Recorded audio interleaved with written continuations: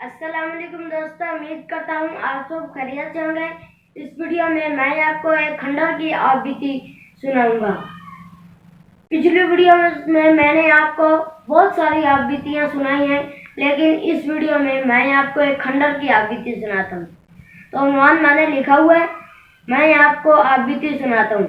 ایک دفعہ ایک کھنڈر اپنی آپ بیتی یوں بتاتا ہے کہ میں اس وقت ایک بہت پرانا کھنڈر ہوں۔ ایک وقت تھا جب میں بادشاہ کا بہت خوبصورت محل تھا۔ بادشاہ گاڑی پر آئے اور میں زمین کا ایک چھوٹا سا ٹکڑا تھا۔ بادشاہ گاڑی پر آئے اور انہوں نے مجھے پسند کیا اور کہا کہ میں یہاں اپنا محل بنواؤں گا۔ بادشاہ نے میری تعمیر کے لیے سب مزدوروں کو اور کاریگروں کو یہاں جمع کیا اور میری تعمیر میرے اندر لگانے کے لیے سنگ سرخ اور سنگ مرمر کی سلیں دور دراز علاقوں سے منگوائیں، اور جب میری تعمیر مکمل ہوئی تو بادشاہ بہت خوش ہوئے اور انہوں نے یہاں اپنی رہائش شروع کر دی۔ میرے ہر در و دریچے پر قیمتی پردے لہراتے تھے، ہر دیوانوں اور کمروں میں قیمتی قالین بچھے ہوئے تھے۔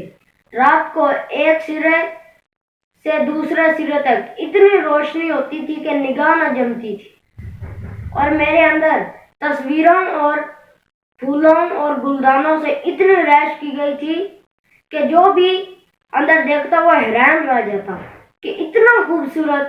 اور جو بھی وزیر اعظم یا اہم شخصیات صاحب کمال آتے تو انہیں اسی محل میں ٹھہرایا جاتا، کیونکہ میں ایک کشادہ اور محل نما مکان تھا۔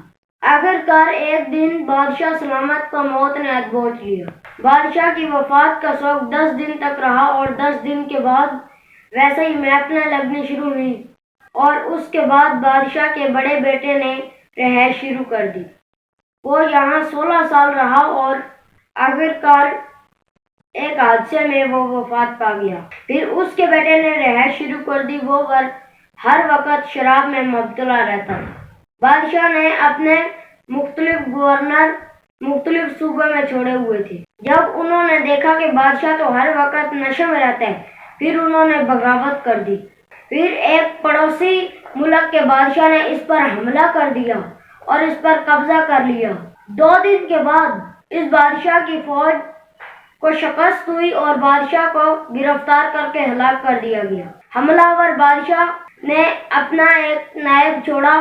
اس کا نائب اس محل میں 6 ماہ رہا، اور 6 ماہ کے بعد اس نے دریا کے کنارے اپنا ایک بہت خوبصورت محل بنوایا۔ وہاں اس نے رہائش شروع کر دی اور میں خالی پڑا رہا، اور اس سے میرے اندر جرائم پیشہ لوگ آ کر چھپنے لگے۔